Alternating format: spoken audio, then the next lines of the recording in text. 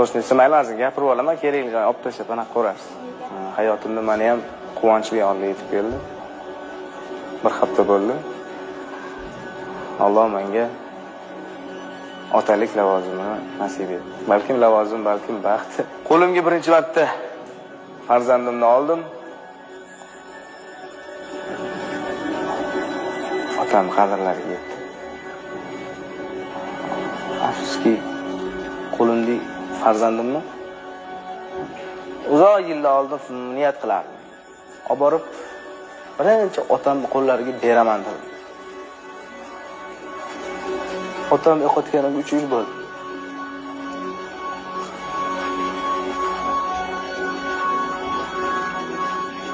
Sog'in. Katta tushuntirib bera oladigan, gapiradigan narsam shu. Otam sog'ingan. Bu yig'lab dardim hech emas. To'lib toshib ketaman har doim. Otamni eslasam. Otam bilan o'tgan har bir damimni eslasam.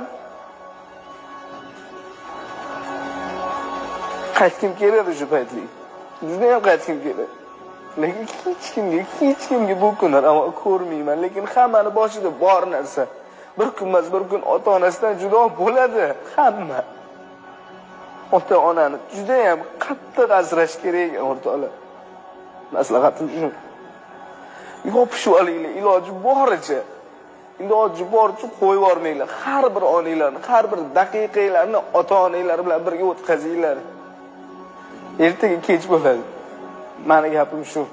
O'zim ota bo'ldim. Farzandimni yig'lashini, kulishini ko'rib, xuddi otamni o'rnlariga o'zimni qo'yib ko'rdim.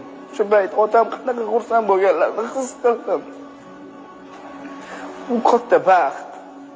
Lekin bunday chiroyli baxtda otangiz yoningizda bo'lmasa, alam qiladi. O'g'il bolaga alam qilar ekan.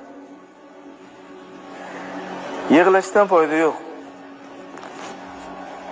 Lekin shu proyekt qilganingiz uchun rahmat. Menda imkon tug'ildi. Shu maslahatni berdim. Maslahatim shu.